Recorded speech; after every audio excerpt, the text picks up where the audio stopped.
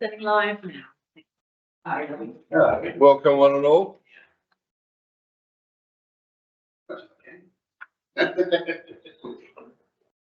Here we have the Teviot Valley Community Board meeting Thursday, the 8th of February 2024.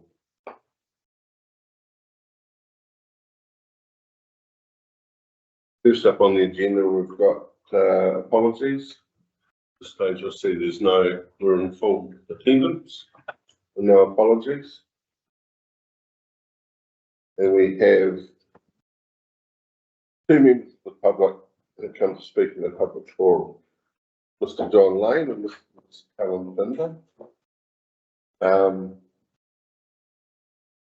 So without further ado, I invite Mr. Lane to take the floor. Got 5 minutes, as you will be well aware with your time on the board and on council. Can I stand here? You can stand there, or you can sit Or I there. can sit. Right. Well, So, sorry, just quickly before your 5 minutes start, John, I think joined the Borough Council? no, Community Board. 1992, and was around for quite a while. So he has a lot of experience in local body politics. Thank you, Mr. Chair, for this opportunity to be able to address the board, and I guess a special welcome to the Mayor, Mr. Cadogan, to the new CEO, Mr. Kenny, welcome, and to our staff. As the chair has pointed out, I was a community board member. I appear on 7 of those photos behind me, and I'm the guy that looks like I've escaped from a Netflix movie set about Mexican cartels. Age is not kind to some of us, I'm afraid. At least you still got here. I have been following these discussions with the other three community boards with some interest. It would be fair for me to say that I have been very disappointed in the lack of discussions on this. I rate the current proposal that this board is going to address today as the most critical thing a community board has faced since their formation. I would like to take this opportunity to briefly discuss the history of the community boards and why they exist today. I note in a recent press report, the Mayor has said there are 13 local authorities left in New Zealand which have community boards. I would suggest of those 13, probably 3 or 4 max make full use of community boards, of which Central Otago District Council is one. So the Central Otago District Council was formed with 7 territorial authorities. Some could argue there was 8, in which case I will say, well, you tell me who the 8th one was, because I know who it was. Back in 1989, it was created with 5 community boards covering each of the 5 then wards. And at the time of amalgamation, there were 5 disparate communities, and each was given reign under Section 52, subsection D of the Act, with some exceptions. Now, the reason why that happened about was because the 5 different communities of Cromwell, Alexandra, Roxburgh, Ranfurly, and Ernstblue, Mandaria, Kia were totally different communities. There was no common grounds for the 5 of them to get together. The then Mayor, Mr. Bill McIntosh, and the then CEO, Mr. Pat Cooney, realised that for the council to blend and work together there was a certain separation created. So the community boards were given carte blanche, shall we say, reign to sort of run their own little fiefdoms in the interim, with some exceptions. The first exception was council said, we will take over roading. The second exception was, we will take over the hydro dams, namely Clyde and Roxburgh, but they did not take the central electric dams. And of course, head office, because we have head office, has all the staff, salaries, wages, etc., IT, and they will be council and council only activities. Community boards will have no input into those three things. Over time, council activities such as rubbish, three waters, do you say that word in this room, etc., were centralised and they became whole of council activities. This has led to a reduction in what community boards do. I remember the first National Community Board Conference which we attended. All 5 community boards from the Central Otago district had representatives at it in Christchurch. We went there and thought, oh, we were in the big city. Now, Christchurch is a classic example. What it does is it creates of two wards, that they join them together and make one community board. So of 8 wards, they had 4 community boards. So these guys, Christchurch guys, were sitting around there telling us how they had a budget in 1995 of $250,000 per annum. I sat there and said, well, our budget is close to 700,000. Of course, did not go down at all. We were totally different. We did, however, have one ally with us, and that was Southland District Council. The Mayor, Frano Cardno, had created community boards for the Southland District, which was a huge district, geographically speaking, with the one exception that they also used town councils. Sorry. Your 5 minutes is it up? Yes, but I'll give you another minute to wind up. Right. Well, I'm sorry about that, Mr. I was just starting to come through. Section 52. References and notes outlined in this section confirm doing nothing in the past was contrary to this definition. And therefore,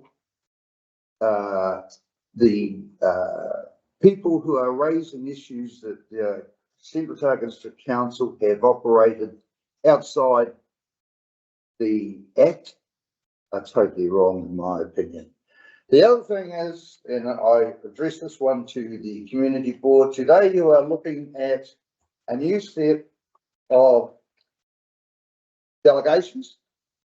There was one glaring omission in the reports presented to you, and that was a copy of the current delegations. And if you refer to them and compare them to the proposed ones, you will note there are significant changes. To me, they represent, regardless of how you go, they represent the end of the community board era as we know it in the Central Otago district. It will be possibly one term, and I believe community boards will disappear. I believe that you have a representation committee coming up next month. If I was a community board member currently, I would be shooting for another councillor like we had when we originally started. We had 2 councillors, otherwise one councillor is never going to be able to have more workload and is never going to be effective at all. Thank you, Mr. Chair. Thank you, John.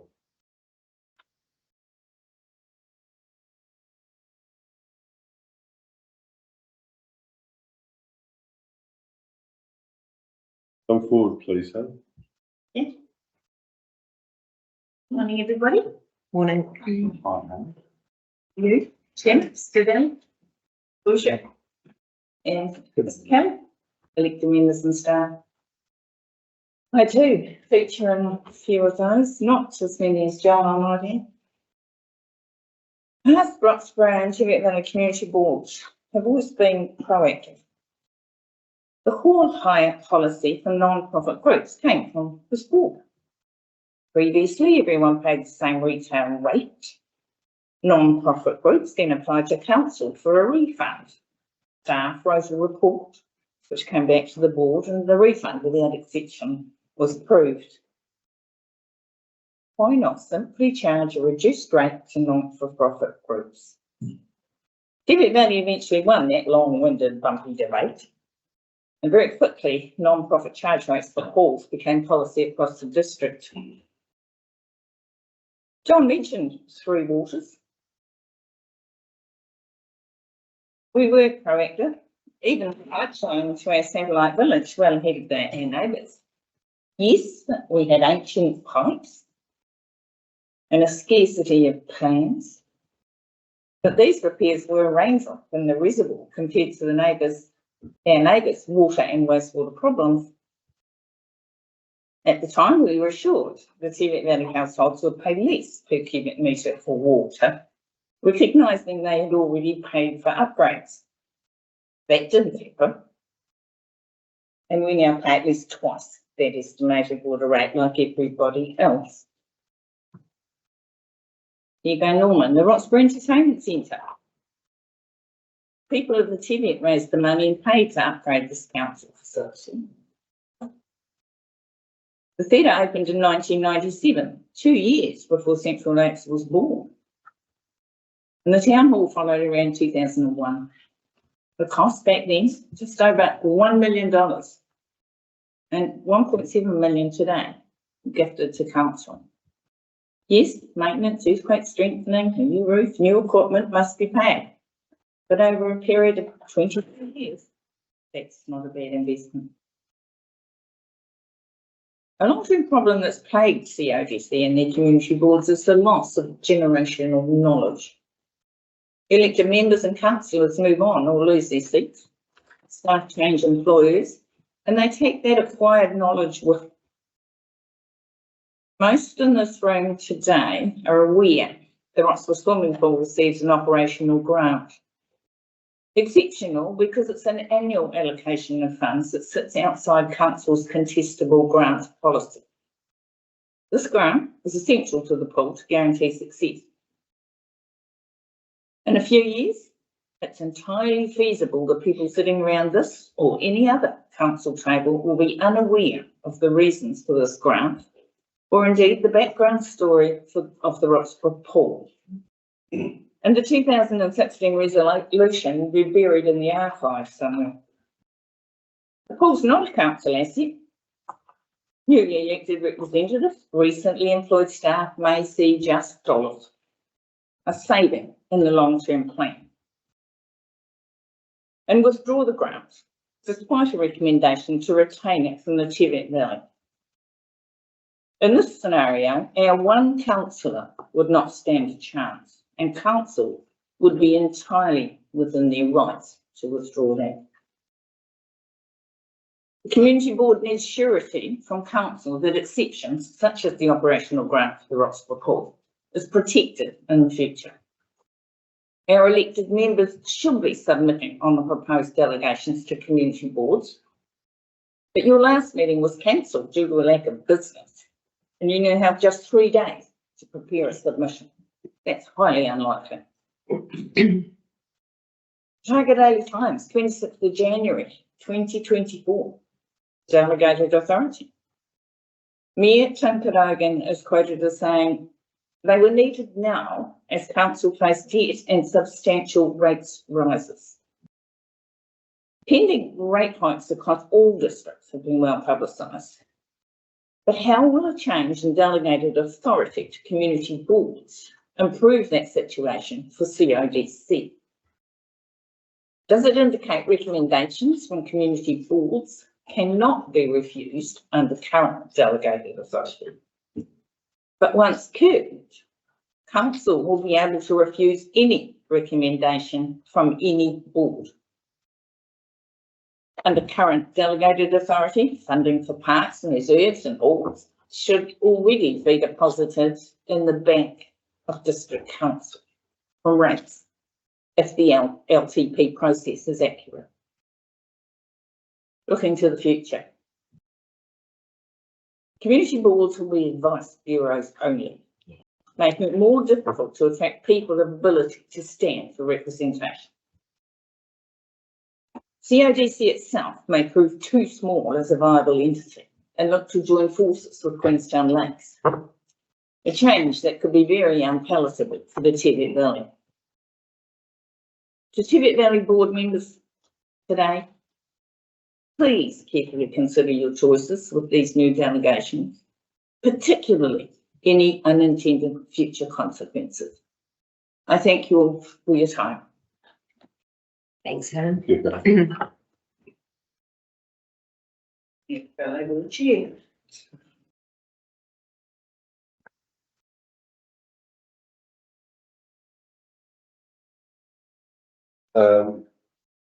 Like to thank both speakers.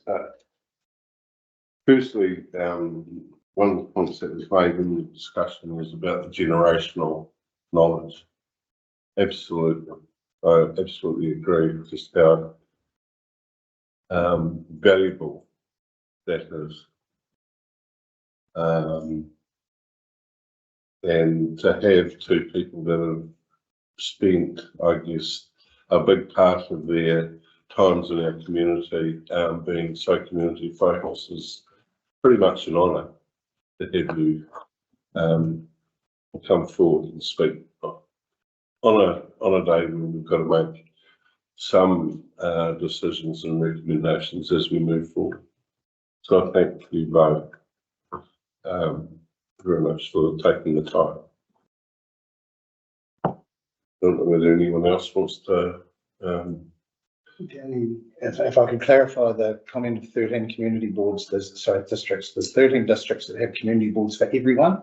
There's quite a large number that have, the likes of Queenstown have one for Wanaka, but not everyone has. So just to clarify that. Yeah, thank you. You're not the only one who have picked up wrong what I said, so maybe I needed to say it less wrong. I think I said it right, but I maybe needed to clarify it a bit better.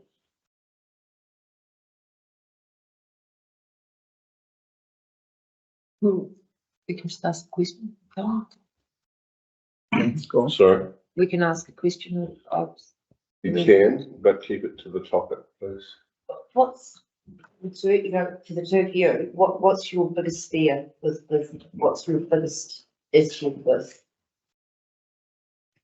Well, my biggest fear was that as a result of the new delegations, and I'm working on the basis that the board has reviewed the current delegations that are approved in October 23, is that no one will be interested in standing on the board, and the board will wither and die. Or what about you, Helen? And that's partly my concern as well, that with the board's delegations diminished, and to be fair, they've diminished a lot. I mean, when I first started, we were putting out the water and that's it, it's gone. And even way back then, when I didn't stand again or chose not to stand again, I found it frustrating because we couldn't do that. So we're going to, And I suspect that that's going to carry forward in the calibre and well, you know, you're certainly not going to interest young ones in standing for representation, that's for sure. so it's a loss of voice, like your community board's voice is going to get lost within the bigger club of council, and then actually we lose our ability to run our own affairs. It's the representation review coming up, but yeah, as it stands at the moment, we have one councillor and 11. So if there's something that does really concern the Teviot Valley and the rest don't want to know about it, not going to get any club. Yes, and I've already seen it happen. So yeah. It's not. I mean, I think, As far as possible, council trying to please everybody, but we're going to be fine. And that's not going to I think that we'll just continue, and we're going to be discussing this at length by the sound of it anyway. And again, I just thank you guys for coming along and putting your positions on the table. So moving on with the agenda, just I take it that we've all read the minutes of the previous meeting, 23rd of November.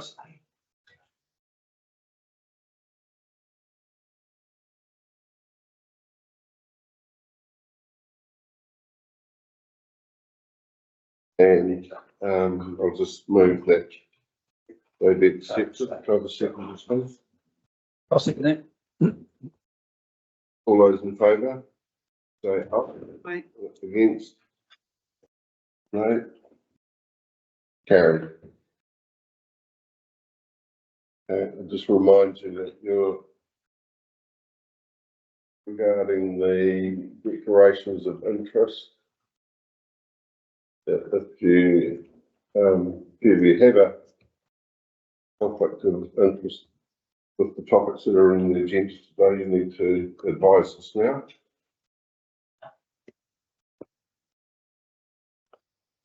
We've got the thing to add to the delegation, to the declarations of interest.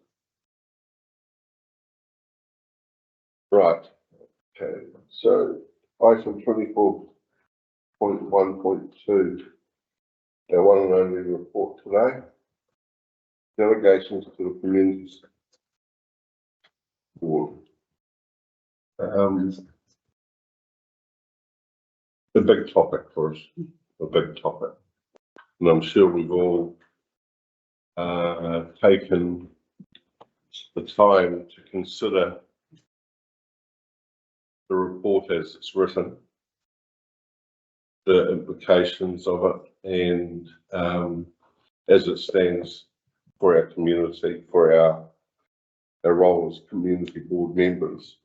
So I'm hoping that the discussion that ensues from today's report is constructive and supportive of the intentions contained within the report, as opposed to personal views. Peter? Yeah, well, good. No one's got it, ladies and gentlemen. Nice to see you all after the Christmas and New Year holidays. I hope you'll manage to have a lovely break. And thanks for the opportunity just to talk to this report very briefly. And it was nice to hear John and his comments as well, because it's good for the council, it's good for the community boards to receive that kind of thing.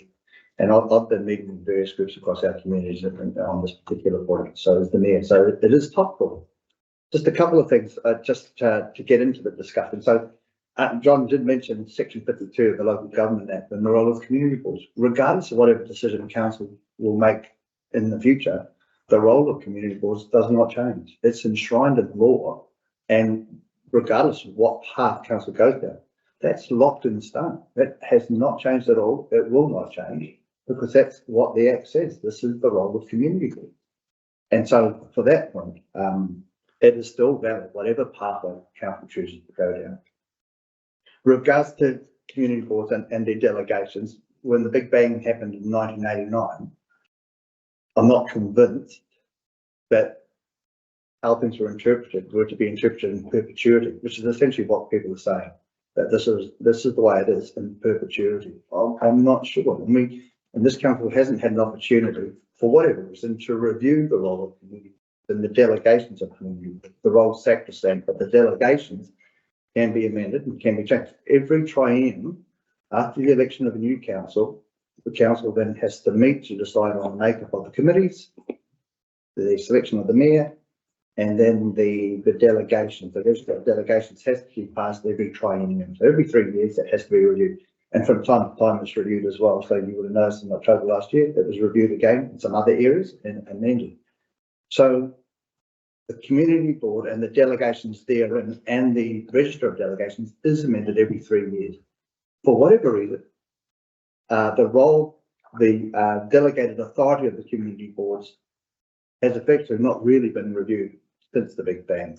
And so what we're proposing is actually probably time that we have a look at the delegated authority of the community boards, and given we're stepping into the long-term process, this is probably as good a time as any to say, okay, are they still relevant? Are they fit for purpose? The answer may be that they are.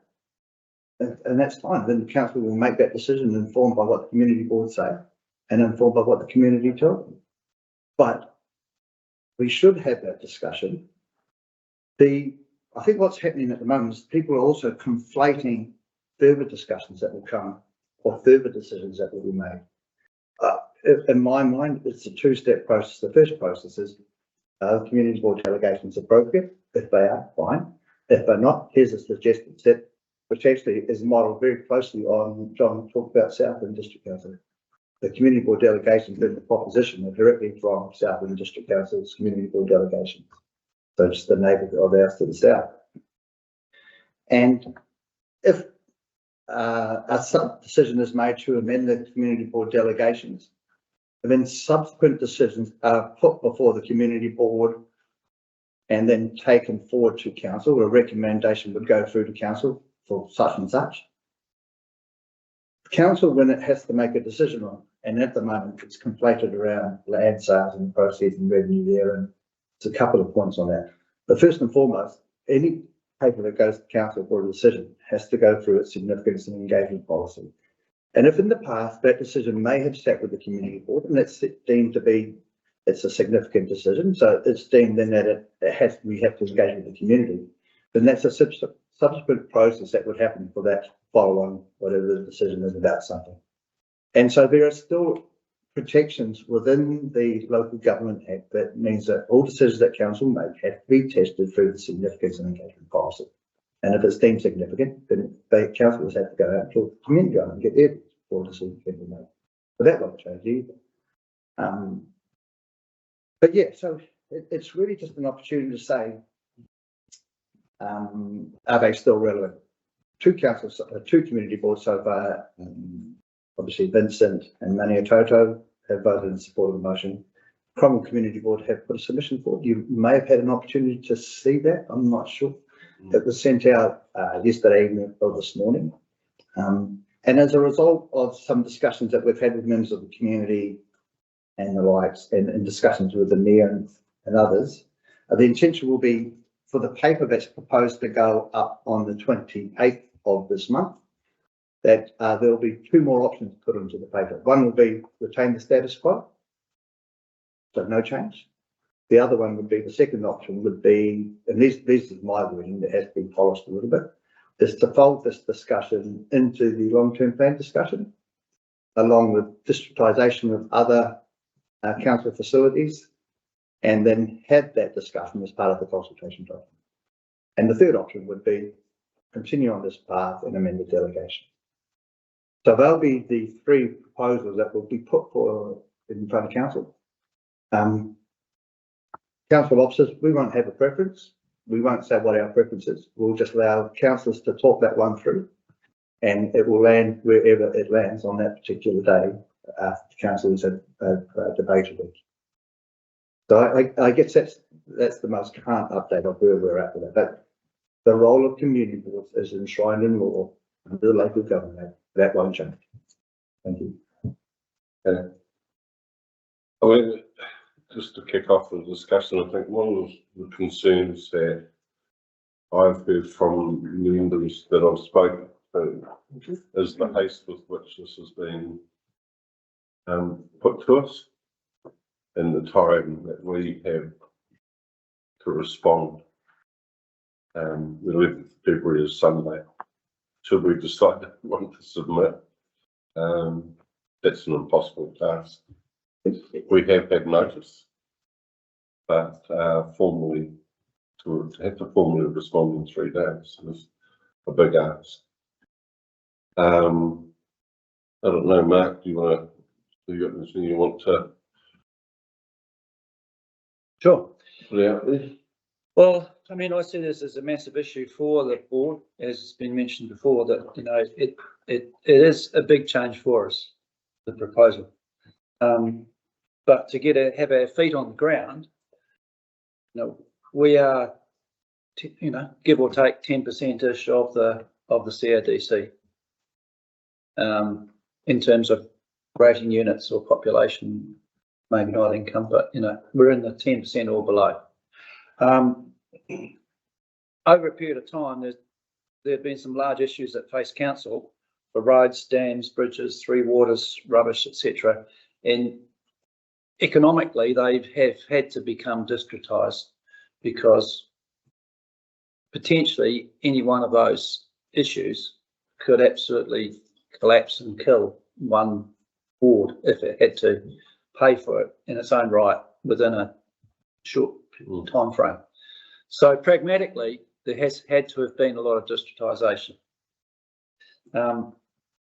When you look at us as a community board, we don't have any significant income or reserves outside of the outside of the Teviot Valley. We don't have a lot of reserves to spend on new projects as such, and prospect of that income in the future is limited at this point.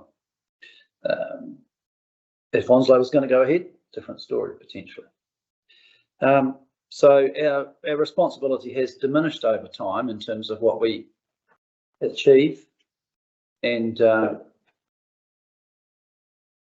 don't see that changing in the future if we carry on as we currently do. The current proposal effectively says we have less decision-making capability or responsibility. Bear in mind that most of what we did before was recommendation only. There are very few things currently that we have that our decision has to be followed. And I'm sure if we made a decision that was completely counter to the greater good of the CODC, the people would find avenues to stop that happening somehow. I'm sure there would be ways of that happening. I see that with what is proposed is a changing of the formal responsibility that we have to become recommendations only. However, I do see us there are some things that haven't been mentioned, and that we will have more voice around, particularly around the council table 4 times a year. And I see that as a really, really good thing. And I see that as tempering the potential downside of us not having decision-making authority on certain areas. So I think that more voice will mean more, whilst our formal responsibility may diminish, we will have a much greater actual influence around the table. And so for that reason, I think that we should look closely at what Cromwell have said, and I haven't read it myself. I did see something about it, but I haven't read it in depth. I think we should make a submission. We would like more time for it, and so, you know, that's where I stand on the issue at this point. I don't know how we're going to get a submission done between now and Sunday, but And if if we I can may, make more time, then that would help. the members of the community board could talk to their submission on the day of the council meeting in the public forum. So there's the opportunity there where the chairs would be invited and would be able to address council with their exact word. When does that mean? 28th 28th of February, 29th, 28th, In 29th. Yeah, last Wednesday in February. Is it a leap year or what? Yeah, it is. It is. It actually is. So whilst, you know, in summary, when I first saw the proposal, I was dead against it, and I was really, I suppose, practical terms, so I was shit scared, and I thought it was a terrible idea. I've had a deeper look at it and look at the realities of what we have been doing, what we can do, and what we might be able to do in the future. And I think there's some seeds of good in there. Okay, thanks. Russell. No, I've got nothing to say. Jill? I'm standing with Cromwell. I don't think that we should give up anything that we've got here, and that would keep our community board really tight and to the community. In the thing here, it's in this, it says, traditionally community boards in Central Otago District have exercised delegations, blah, blah, blah. They have an implied control over assets in the awards, and I think it's very important that we, so the whole idea of the delegations is to bring us more in line with council, and I actually think with councils just coming into a tsunami of debt, we should actually go a bit of a circuit breaker, quite frankly. Yeah, for what, sorry? Bit of a circuit breaker between the valley and the debt that our council's coming into. So I don't think we should hand over anything.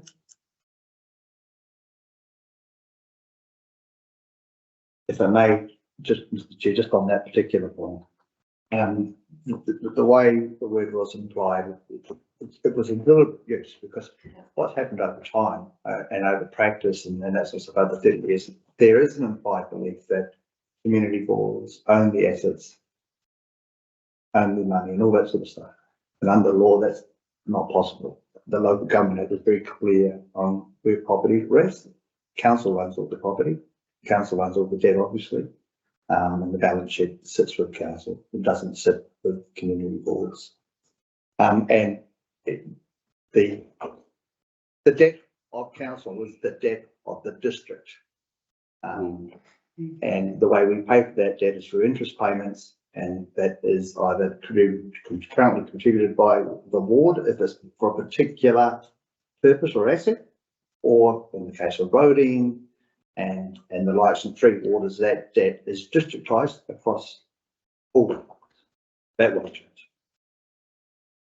So with the assets that are in the valley, and I'd like a list of assets that are in the valley that are council owned. Are you then able to borrow against those? Well, it's like any balance sheet. If you have and council has $1.1 billion in assets, and we have revenue, all that is deemed as favourable. So we borrow from the local government funding agency, where all councils borrow. Yes. And so like any balance sheet, the stronger your balance sheet is, the more favourable your interest rate is and the likes. But it's just talking on assets, what the assets that the valley owns, all council that we own is your roading assets, your parks and reserves, your street lighting, your utilities above and below ground. That's the bulk of our assets. And we have a bit of land. We have these buildings and the likes. And there may be some other freehold land. There's endowment land, obviously, that this community board has been endowed with, the RSA land, the bit down the end of the valley. But that's predominantly when we talk assets. If you go to the last annual report, you'll see a list of all our assets as districtised. So you'll see the nominal value of our roading. You'll see the nominal value of our land holdings. Top of my head, about $140 million profit district. Who owns the dams? Well, you don't own the dams. Contact Energy for Roxburgh. In Meridian. So what's Other the than the original power station. We don't own. Not us anyway, yeah. so what's the interest rate with LGFA? I off the top of my head, I can't tell you, but it will be.